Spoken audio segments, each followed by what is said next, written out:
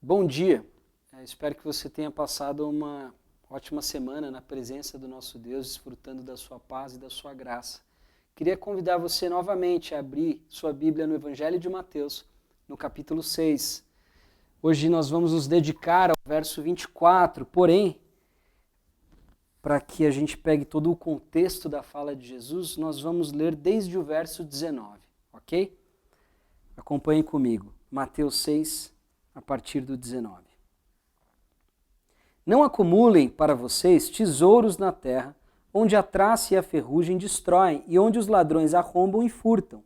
Mas acumulem para vocês tesouros nos céus, onde a traça e a ferrugem não destroem, e onde os ladrões não arrombam nem furtam. Pois onde estiver o seu tesouro, aí também estará o seu coração. Os olhos são a candeia do corpo. Se os seus olhos forem bons, todo o seu corpo será cheio de luz. Mas se os seus olhos forem maus, todo o seu corpo será cheio de trevas. Portanto, se a luz que está dentro de você são trevas, que tremendas trevas são. E agora, 24. Ninguém pode servir a dois senhores, pois odiará um e amará o outro, ou se dedicará a um e desprezará o outro. Vocês não podem servir a Deus e ao dinheiro. Feche os teus olhos, abaixe sua cabeça e ore comigo pedindo esclarecimento espiritual da parte de Deus.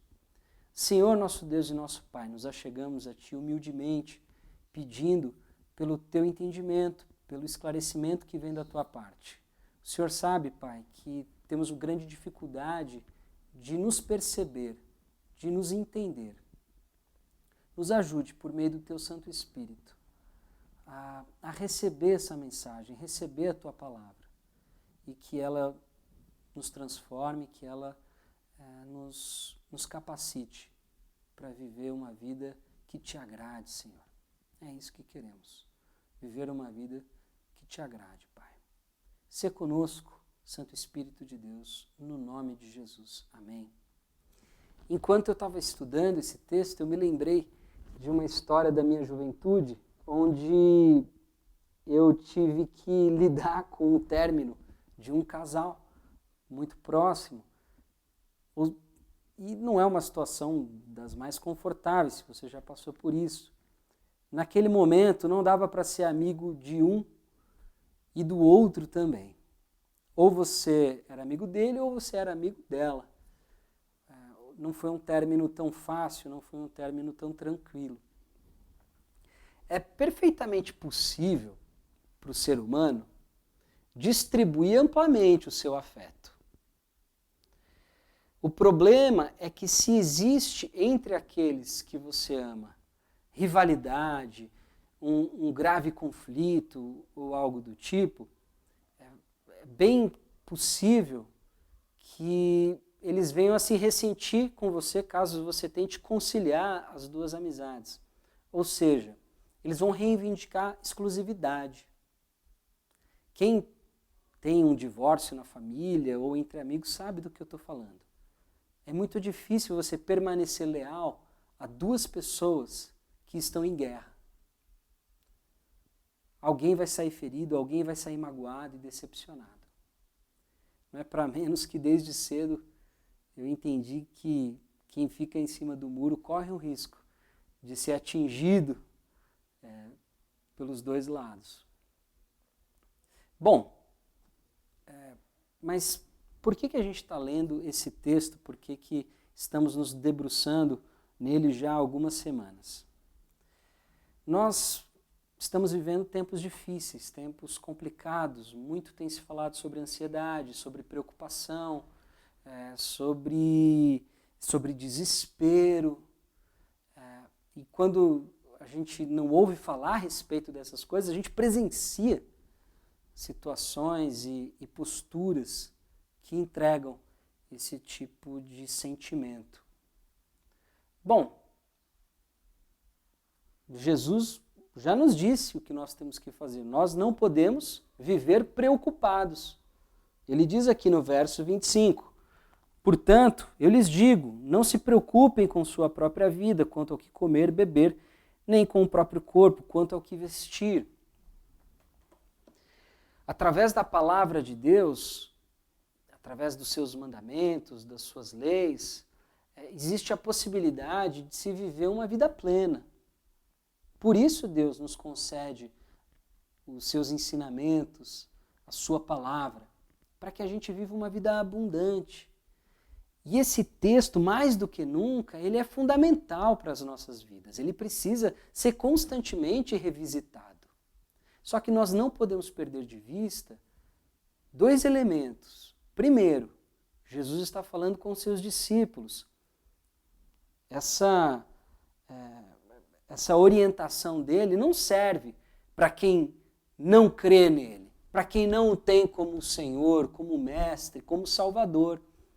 Não serve para essas pessoas, só serve para os seus discípulos. Ele não está falando para toda a humanidade. Lembra?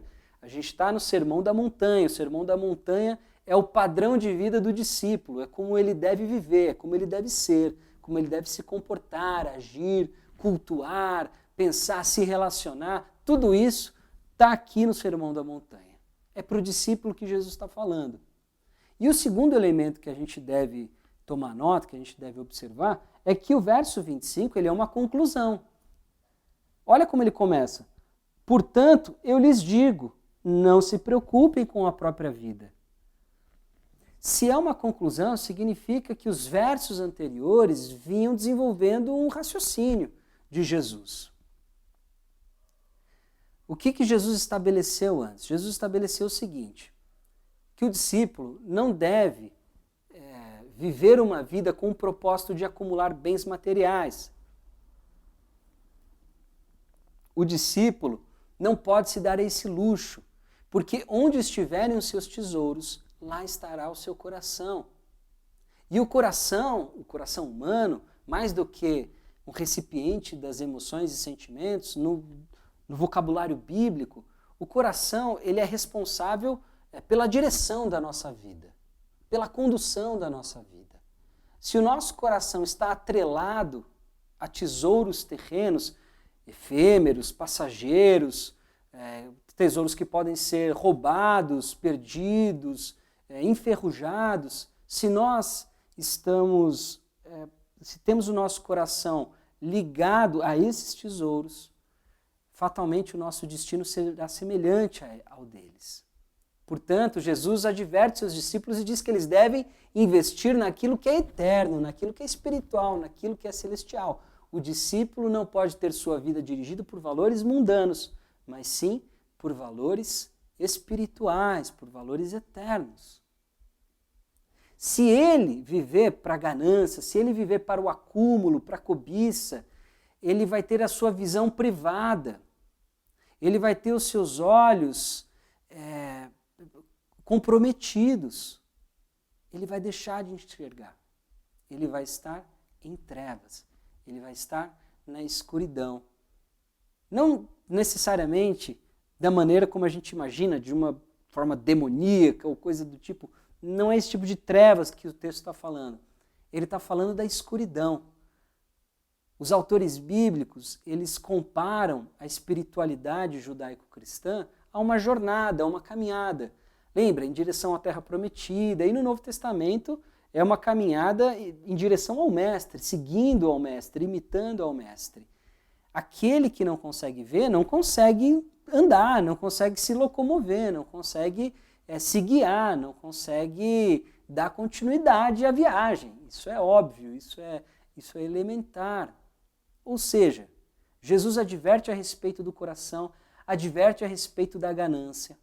E agora ele vem falar a respeito da lealdade do discípulo. Vamos ler novamente o verso 24. Ninguém pode servir a dois senhores, pois odiará um e amará o outro, ou se dedicará a um e desprezará o outro. Vocês não podem servir a Deus e ao dinheiro. Jesus invoca uma imagem poderosa, uma imagem dramática. Jesus compara o relacionamento do discípulo com Deus ou com as riquezas deste mundo, com a relação entre um escravo e o seu senhor, um escravo e o seu dono. Eu sei que parece um tanto quanto radical essa metáfora, mas ela tem um propósito bem bem claro. Jesus não está falando isso de forma aleatória, ele é bem consciente do que ele está dizendo. Bom, talvez fique um pouco difícil para a gente entender por causa da distância que a gente tem da realidade da escravidão.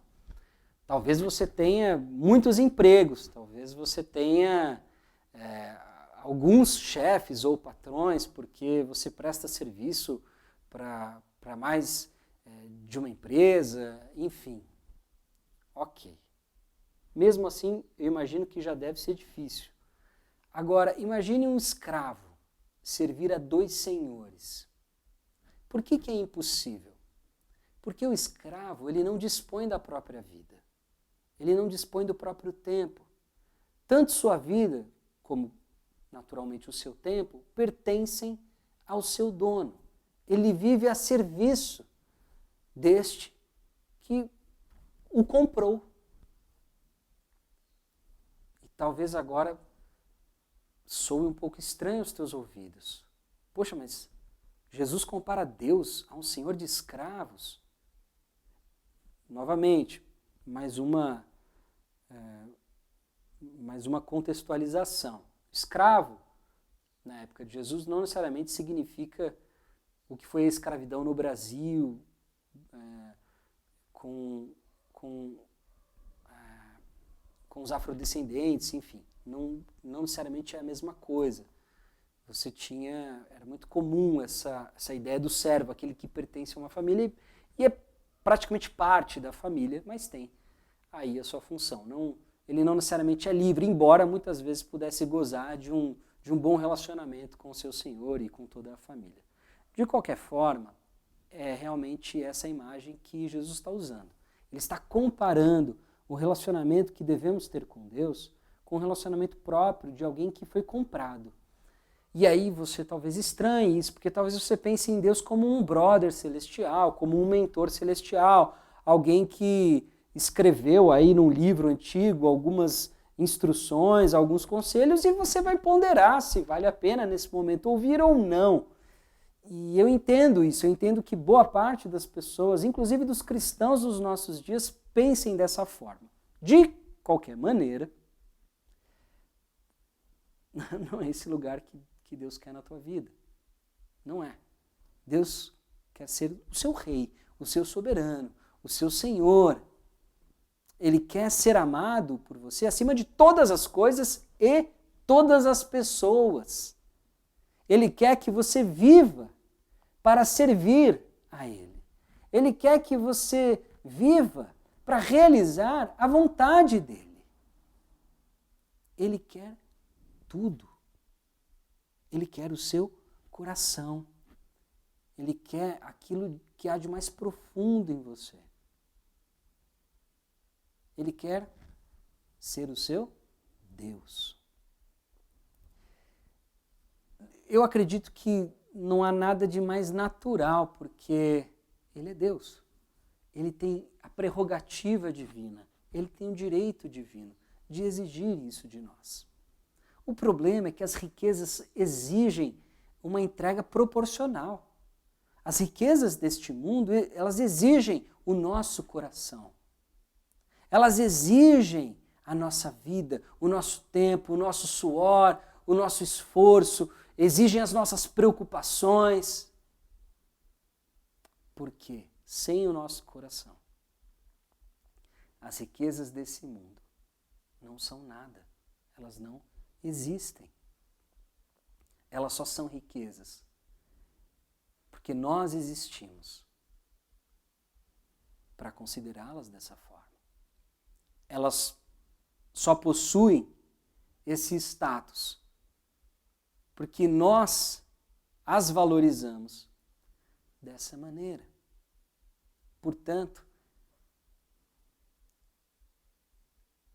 tanto um quanto o outro exigem devoção total. Por isso, da imagem do escravo. Em nenhum dos casos, o escravo dispõe da própria vida. Até porque, se você frequenta a igreja, se você se diz um cristão, você sabe que Deus comprou a minha vida e a sua por um alto preço. Pode ter sido de graça para a gente, mas eu tenho certeza que a Ele custou muito caro, custou a vida do seu Filho, Jesus de Nazaré, Jesus Cristo.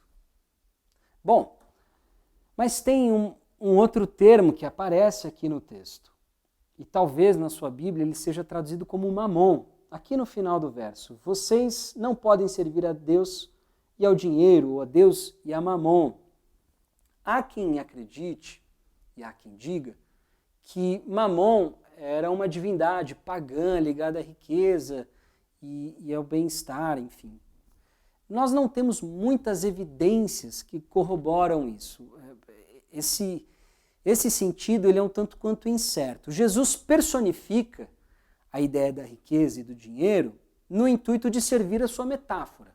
Ele personifica a riqueza e o dinheiro no intuito de colocá-la em oposição a Deus. Porém, o que nós sabemos a respeito dessa palavra, a palavra mamon, que existe tanto no hebraico quanto no aramaico, é que literalmente ela significa aquilo do qual você depende, aquilo em que você deposita confiança. Olha que interessante. Tanto no hebraico quanto no aramaico, a palavra riqueza já tem a conotação daquilo que traz algum tipo de segurança. Bom, Jesus ele é categórico. Não dá para você servir aos dois. Existem duas opções diante do discípulo. Ou ele segue em frente com Jesus, confiando, tendo fé em Deus, ou se ele tiver um olhar disperso, um olhar desatento, que se encanta com o mundo, que se encanta com os valores terrenos, ele vai depositar sua fé e sua confiança nas riquezas. Existem essas duas alternativas e elas excluem-se mutuamente, porque Deus e as riquezas deste mundo são de naturezas distintas e opostas. Se as riquezas existem e têm valor porque nós existimos, de certa forma, é um tipo de criatura nossa. Acho muito interessante quando Jesus chama a atenção, quando colocado à prova na questão a respeito dos impostos, ele chama a atenção da face, da imagem que estava na moeda. Jesus diz, olha, de quem que é a imagem que está aqui? É de César. Então, se é dele, ok, devolva para ele. É dele isso. Tem a imagem dele. Agora, devolva para Deus o que é de Deus. Eu fico pensando a esse respeito. Fico pensando como é possível para o discípulo não dispersar os seus olhos, especialmente no mundo que a gente vive. Mas Jesus é categórico.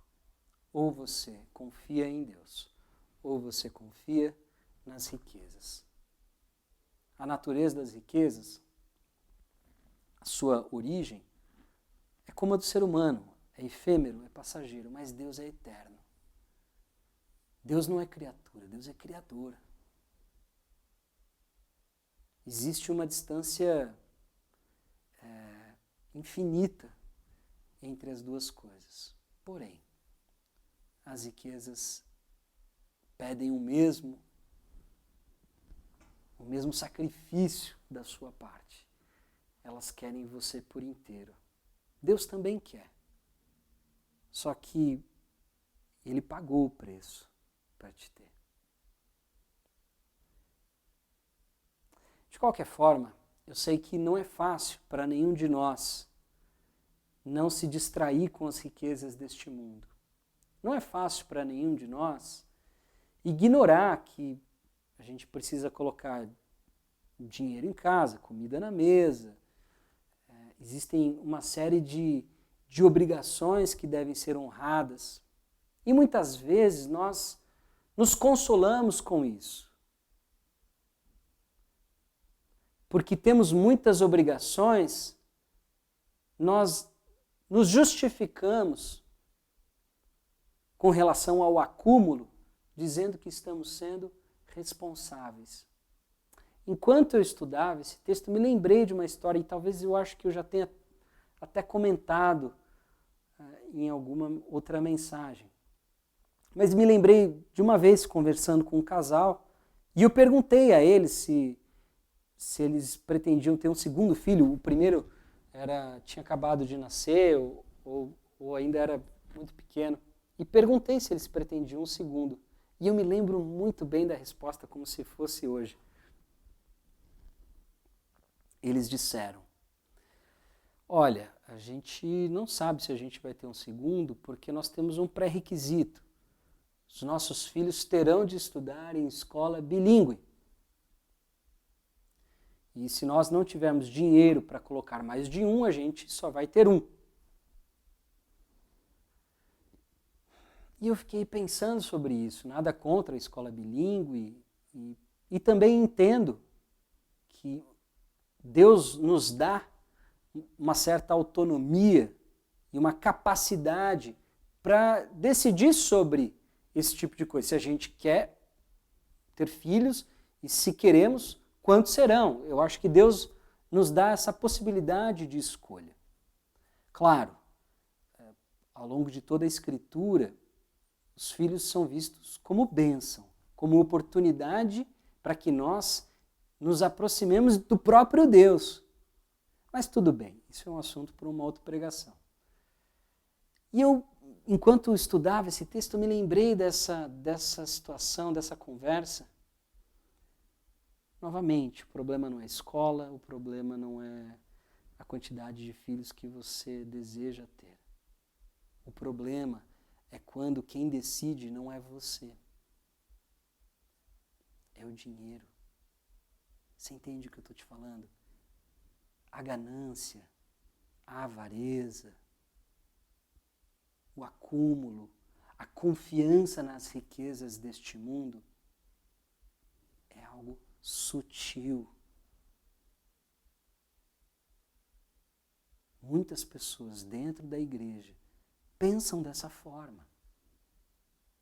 Mas será que é permitido ao discípulo estruturar a sua vida dessa maneira? Eu me pergunto. Estou fazendo um juízo de valor sobre o caso que eu acabei de citar, mas eu me pergunto se quem deve decidir sobre o nosso futuro é o dinheiro. Dr. Martin Lloyd-Jones, talvez grande pregador do século XX, ou um dos, ele, ao comentar essa passagem, ele diz o seguinte a respeito do homem moderno. Olha que interessante. Ele diz: ele pensa que é capaz de comprovar sua opinião para sua própria satisfação e está convencido de que é conduzido pela sua elevada mentalidade. Não percebe que a luz que nele existe se obscureceu. Não nota que as suas faculdades foram transtornadas pelo pecado. Não vê que diversas forças estão controlando e drogando sua mente e que ele, por isso mesmo, não está mais agindo livre e racionalmente. No fim de sua carreira, entretanto, haverá de tomar consciência de tudo isso. No fim, haverá de cair em si, a exemplo do filho pródigo da parábola de Cristo. Repentinamente, perceberá que as coisas que mereceram sua confiança eram trevas e que elas o desviaram do rumo certo e que ele perdeu tudo. A luz que havia eram trevas. A luz que nele havia eram trevas e quão espessas eram essas trevas. E atenção para a última frase. Nada existe pior do que isso, ou seja, descobrir somente no fim que a própria coisa em que depositamos nossa fé é aquilo que nos derrubou. Vou repetir. Nada existe pior do que isso. Ou seja, descobrir somente no fim que a própria coisa a que depositamos a nossa fé é aquilo que nos derrubou.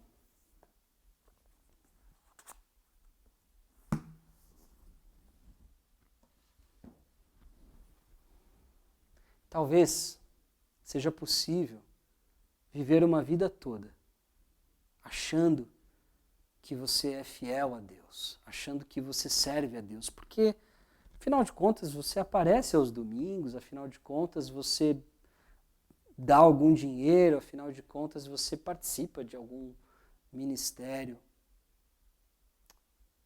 Mas é interessante, porque muitas pessoas, só lá na frente, descobrirão que viveram em vão, que venderam suas almas ao dinheiro, às riquezas deste mundo. Eu queria reler com você um trecho que a gente leu semana passada, que está em Lucas 12, mas eu queria continuar a leitura. Lucas 12, a partir do verso 13. Olha que interessante. Alguém na multidão lhe disse: Mestre, dize a meu irmão que divida a herança comigo. Respondeu Jesus: Homem, quem me designou juiz ou árbitro entre vocês? Então lhes disse: Cuidado, fiquem de sobreaviso contra todo tipo de ganância. A vida de um homem não consiste na quantidade dos seus bens. Então, lhes contou esta parábola. A terra de certo homem rico produziu muito. Ele pensou consigo mesmo: o que vou fazer? Não tenho onde armazenar minha colheita. Então disse: já sei o que vou fazer. Vou derrubar os meus celeiros e construir outros maiores, e ali guardarei toda a minha safra e todos os meus bens. E direi a mim mesmo: você tem grande quantidade de bens armazenados para muitos anos. Descanse, coma, beba e alegre-se. Contudo, Deus lhe disse: insensato, esta mesma noite a sua vida lhe será exigida. Então, quem ficará com o que você preparou? Assim acontece com quem guarda para si riquezas, mas não é rico para com Deus.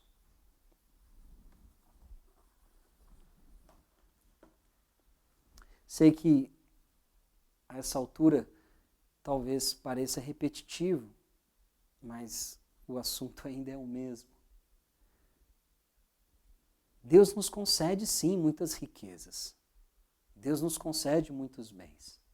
Mas eles não existem e não servem, especialmente no caso do discípulo, para serem acumulados com a desculpa da responsabilidade, com a desculpa do cuidado, do zelo. Os bens precisam ser usados, precisam ser consumidos. Precisam ser doados, especialmente para aqueles que precisam. Claro, ninguém fica feliz com crise, com recessão econômica, especialmente quando ela tem sua origem numa pandemia, como é o nosso caso. De qualquer forma, eu me consolo com a seguinte verdade: os corações serão revelados daqui para frente. A gente vai ter a oportunidade de dar uma boa olhada naquilo que se esconde no nosso coração. a gente vai poder observar e talvez constatar que a nossa lealdade jaz com o mundo e suas riquezas. A nossa confiança, a nossa fé não está depositada no Deus em quem louvamos, em quem dizemos crer. A nossa fé está depositada nos tesouros que acumulamos. Sabe como que a gente descobre isso? Simples. Ansiedade, preocupações, desespero. Esses são os elementos que nos levam a diagnosticar o nosso coração. Lembrem-se, verso 25, portanto, lhes digo, não se preocupem com sua própria vida, quanto ao que comer ou beber, nem com o próprio corpo, quanto ao que vestir. Não é a vida mais importante que a comida e o corpo mais importante que a roupa. Lembre-se, isso é uma conclusão. Conclusão a respeito daqueles que têm a sua lealdade dividida, o seu olhar disperso, o olhar que não tem como foco Jesus Cristo, Jesus de Nazaré. Porque aqueles que têm Jesus como mestre e Senhor, aqueles que estão seguindo a este homem, aqueles que estão imitando este Jesus, devem viver como ele viveu. Vivem despreocupados e desapegados de certas circunstâncias. Não significa que a gente não possa passar por dificuldades, por tribulações, mas nós não temos um coração inquieto. O coração inquieto, o coração ansioso, o coração preocupado, ele é próprio daquele que é escravo dos bens, é escravo das riquezas. Não é próprio daquele que serve ao Deus Pai de Jesus Cristo, porque este nos liberta. Pô, mas você não disse que nós somos escravos dele? Sim, servir a ele é a nossa liberdade. É a nossa liberdade das correntes do pecado, que nos escravizam, nos consomem, nos devoram. Mencionei isso na semana passada e eu repito. A ganância, ela é porta de entrada para muitos outros males.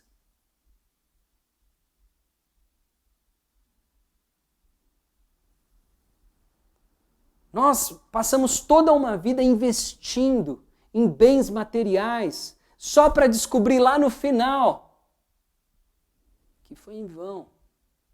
E que a paz que este seguro de vida prometia não veio. Porque só Jesus Cristo pode te dar a paz verdadeira. Só nele você encontra essa paz. E eu gostaria de encerrar com mais uma citação, se você me permite. E agora eu estou citando o Dietrich Bonhoeffer no seu livro Discipulado, também, enquanto ele comenta essa passagem do Evangelho de Mateus. Ele diz o seguinte: não andem ansiosos, as riquezas prometem segurança e sossego ao coração humano, mas na realidade são a causa da ansiedade. O coração que se apega às riquezas herda com elas o fardo sufocante da ansiedade. A ansiedade adquire tesouros e os tesouros produzem ansiedade. Queremos fazer o seguro de vida através dos bens. Através da ansiedade queremos alcançar sossego. O resultado, porém, é o contrário. As amarras que nos prendem aos bens, segurando os bens, são elas próprias ansiedade. Talvez com as previsões pessimistas que a mídia tem feito, Talvez você tenha se encontrado ansioso, preocupado, querendo desesperadamente controlar suas finanças e às vezes até as finanças dos outros. Então, isso é prova de que você é escravo delas e ainda não se libertou deste jugo miserável, deste cativeiro trágico.